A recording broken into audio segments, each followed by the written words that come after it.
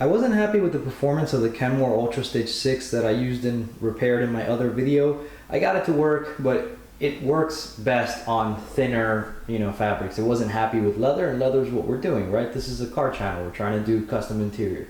So I went ahead and ordered this Singer HD6380M from Joanne Fabrics. I've actually bought like micro suede from there that I use to like Alcantara my car's interiors.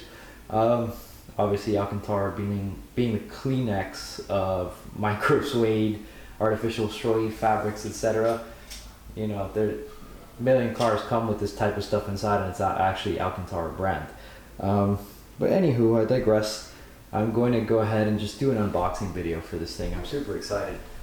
It's really cool because they had it in stock, so I was able to order online and then just pick it up at the store the next day. And I like being able to get things the next day and not having to wait. If I ordered online for shipping from Amazon, etc., I would have had to wait till Tuesday. Instead, I went and picked it up on a Sunday. And I could have had it yesterday on Saturday. Alright, so a couple instruction manuals up top. Put those off to the side. Foam padding, as is to be expected. I'm going to have to lift this out of here. So let's put this on the floor. Alright. Let's pull this beast out of here.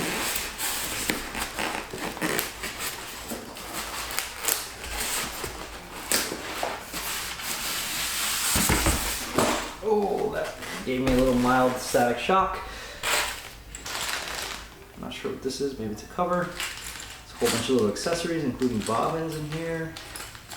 I wonder if they gave me needles. Yeah, they gave me needles. Nice.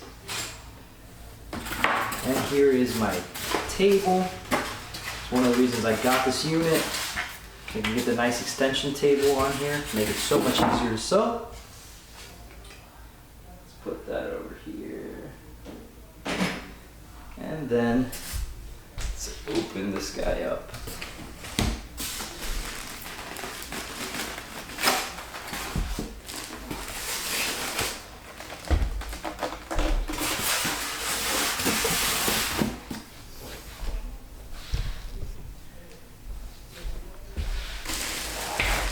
Alright.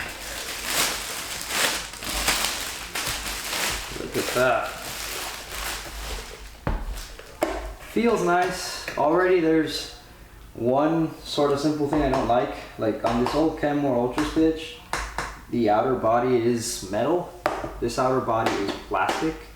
And this spool holder here is plastic, which I don't like. It would be very easy to make a mistake and snap this. But the metal stuff feels pretty solid. Knobs feel great.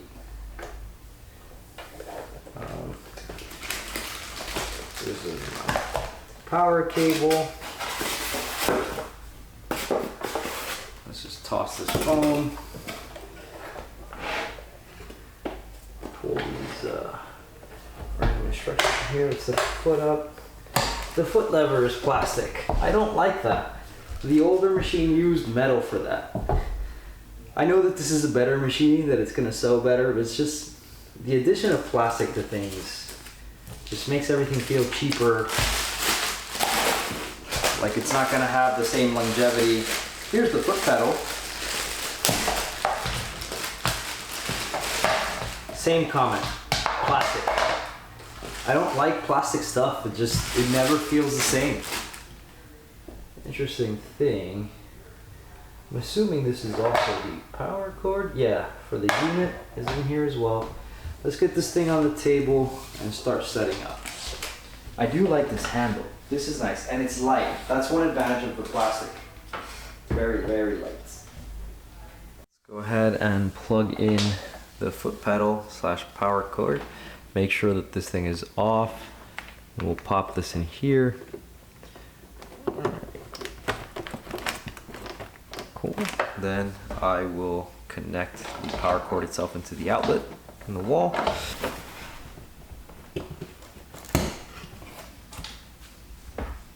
Alright, now there's an accessory storage that goes right here in the front. Right now this is empty. I'm going to go ahead and put a couple things in there. from the Ziploc case that comes with a bunch of the stuff in it.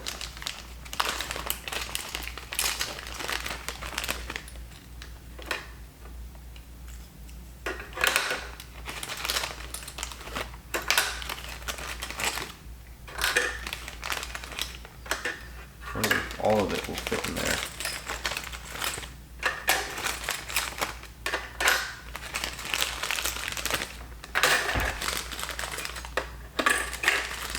All the like little feet and various things, bobbins, bobbin reels, some nice needles. Very good of them to include that. It actually comes with a needle already in it. I'm going to need this. Alright, then so as to go ahead and pop out this bobbin that's here. Guess I gotta raise the foot so that I can open this.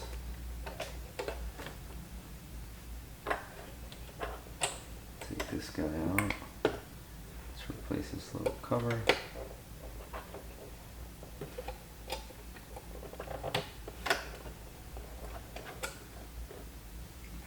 Okay. Now I've got a place.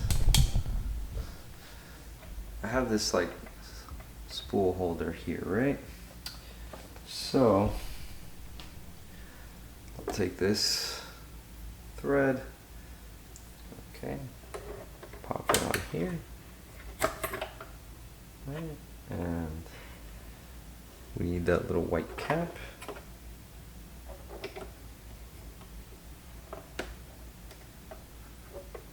Alright, so that goes on there like this. Then, according to the instructions, I need to go over this clip here. Alright, this little clip I passed there. Alright, then once I'm over that clip, come over this circle like that. Then it goes through the bobbin reel.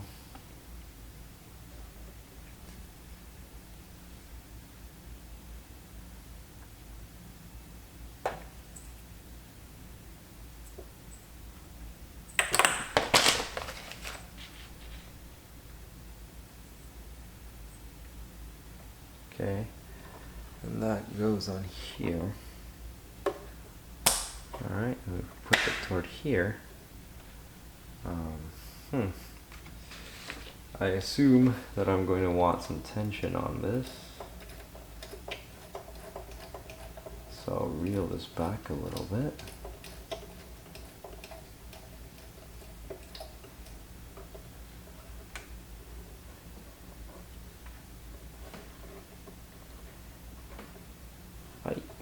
Okay, so not too much tension. Alright, and then hold thread end and step on the foot control.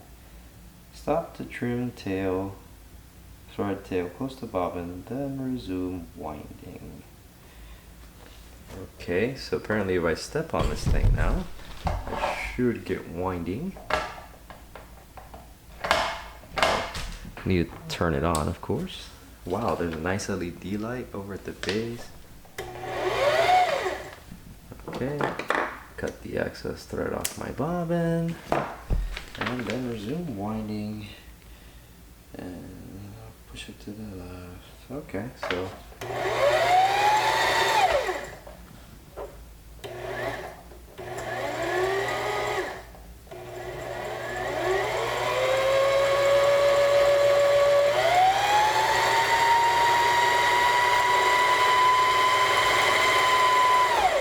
okay, that's pretty sweet. Threaded my bobbin. I don't know that I did a great job of it. It looks a bit messy, but it's the first time doing it, so I'm happy with that. Alright, so I re-threaded my bobbin. Still not perfect, but much better than what it was. And I went ahead and I attached this table. You got to remove the accessory holder in order to put this on. This is going to make it a lot easier to sew things just because you have more stability. So let me go ahead and put this bobbin in the bobbin holder. So it's not done yet. So let's see. I have to put it in there so that it's counterclockwise. And I know that this thing needs to be up and out of the way.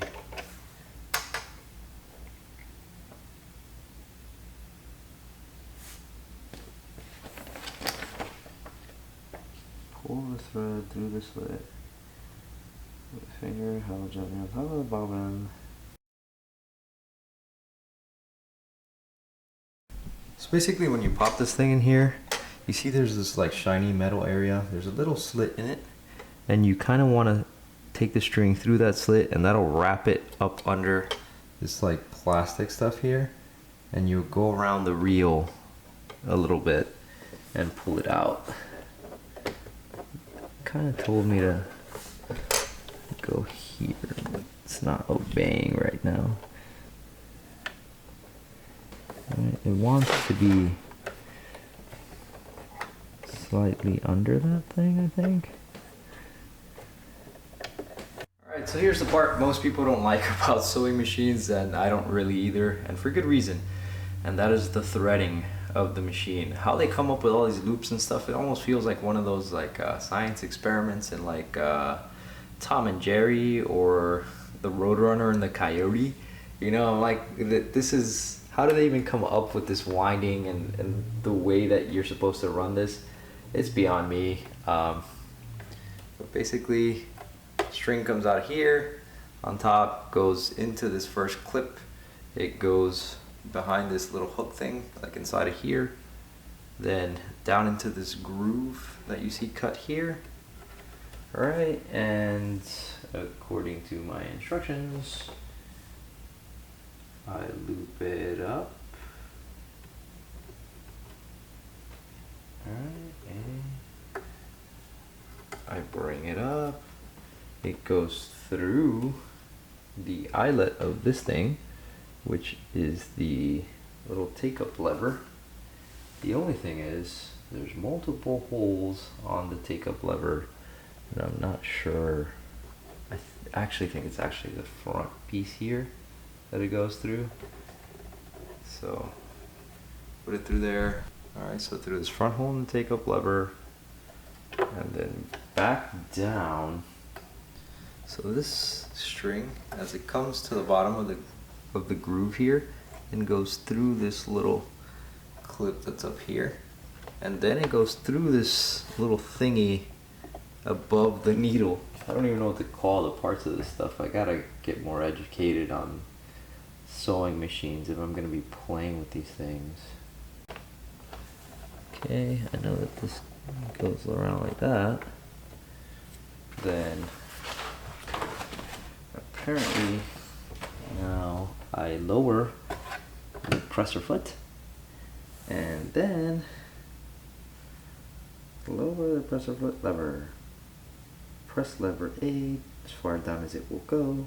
Insert the hook of the threader into the eye of the needle by gently pushing the lever to the back. Okay, so apparently this will thread the thing for me.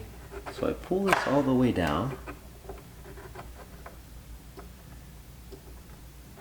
Alright, it's holding the needle, and then release the thread gently with your right hand. Release the lever A by swinging it toward you and back up. This will form a loop at the back of the needle. This is supposed to make it easier for you to be able to thread through the needle. I literally could just put this thread through the needle right now. I guess over time as you get older and this, you know, your eyesight and all that changes, this becomes more of a vital little attachment. God, it's hard to do anything and film it. But there's this little thing, right? And I'm supposed to hook in here and come over and then go across to the other side of this thing, right in front of the needle and out through here, like that. If I do this, then it says to, holding the thread gently with my right hand, I release the lever A by swinging it toward me and back up, and that will form a loop in the back of the needle. Okay. I'm woefully inadequate at this. I swung it toward me. No, that didn't do jack. Okay, that threaded the needle for me, but that was so much harder than me just putting the thread through the damn needle. I guess it's of value if, again, you know. Okay, so my needle is threaded. Again, probably not useful to you unless your eyesight is compromised. And I know, like, my aunt is a lot older than I am, right? My aunt is in her 80s. She has one that threads for you, and I guess she does this. I don't know if hers is maybe a better system, but I know that over time, like, there's a reason for that, right? Over time, your eyesight worsens and you'll have more trouble with your dexterity in getting a string through there. So there's obviously a valuable reason for that little thing, but honestly, it took some dexterity to get that little thing to do its job. So I don't know. It works. It definitely works, but it's a little weird for me. I don't know how efficient it is. So now let's thread the bobbin, which is I turn the wheel on the right hand side so that I can pull a loop of my bobbin thread, and that seems to be happening. But nothing has happened yet. Oh, there we go. And always, that is difficult to grab, so you need something fine, like an X-Acto knife or a set of tweezers to get that.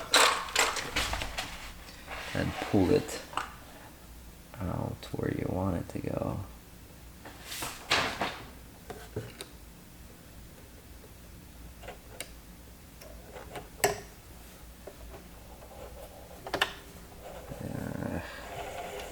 I have a bad feeling about this. There we go.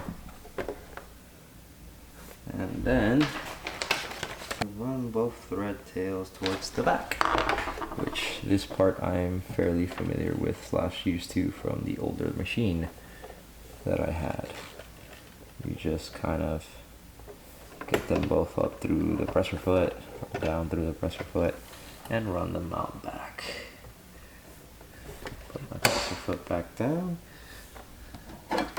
Alright. So my machine should now be ready for use. That's the basic setup, like, from the starter guide. Now I just have to read the proper instructions because I want to make sure that all my tensions and everything are set the way that they're supposed to be. Alright, so I did a few test runs and tried a few different types of stitches, and I'm pretty happy with what this thing can do, right? I started off something very simple, spread it out more, then I saw that it could do this kind of stitching, which is pretty interesting. Then I moved up to this kind of stuff, right, which is pretty awesome actually. So I'm gonna get to work here and leather wrap the next Supra steering wheel that I'm trying to do, and that's gonna get its own video or maybe series of videos as I go through the process. But thus far I'm really happy with this machine, I'm really happy with this purchase, and I think I'm going to be able to do some pretty awesome things with steering wheels moving forward thanks to this machine. So if you've enjoyed this video, you'd like to see more like it, feel free to click the like and subscribe and notification bell so that you're notified when I make another video. If you have any feedbacks or comments on how I can improve this, feel free to leave that in the comment section. And as always, thank you guys for watching.